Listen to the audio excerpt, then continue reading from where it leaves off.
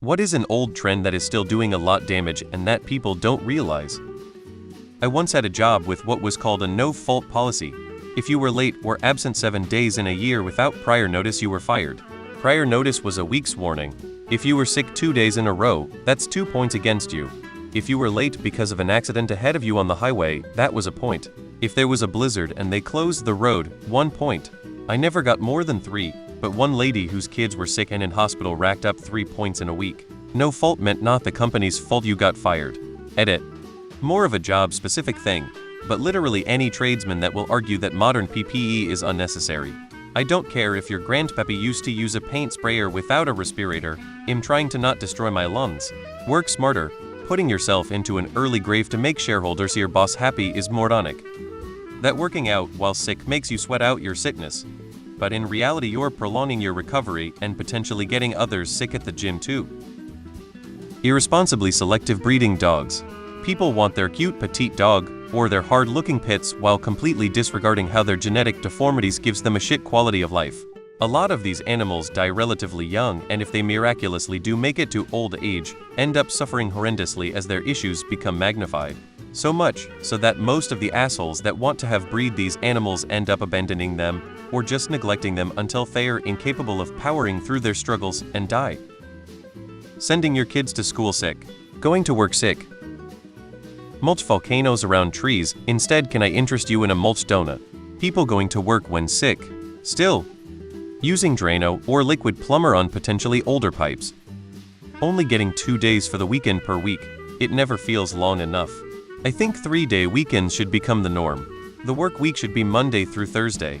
4-day weekends are probably too long though. I won't go that far.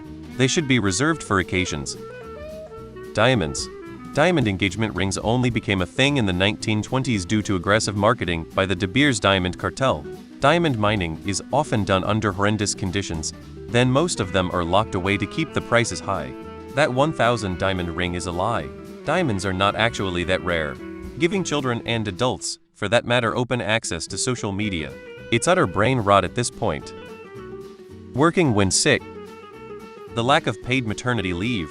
Giving cats milk. They are lactose intolerant. If you're going to give them milk, make sure it's milk specifically for cats. Fitness and fad diets.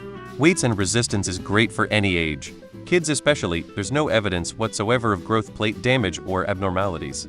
Post-menopause it's even more beneficial as it can help reduce the issues of osteoporosis by stimulating a positional growth and bone mineral density. The whole problem is down to such poor quality and misinformation from supposedly reputable sources.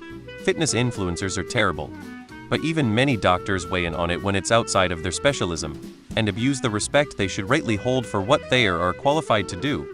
I work with lots of doctors in my particular field. GPs know fuck all about exercise, and should absolutely not be prescribing any form of exercise plans or advice, and should be signposting to specialists or qualified professionals. It's a different specialism, like most things in medicine, with its own very specific knowledge base. The whole industry is so poorly regulated, it's a shit show, and the general public are then bombarded with snake oil by grifters and don't know where to turn. Giant green lawns that are nothing but non-native turf grass covered in chemical treatments. This year World Migratory Bird Day had the tagline "No insects, no birds," because so many bird populations are declining due to insect population collapse.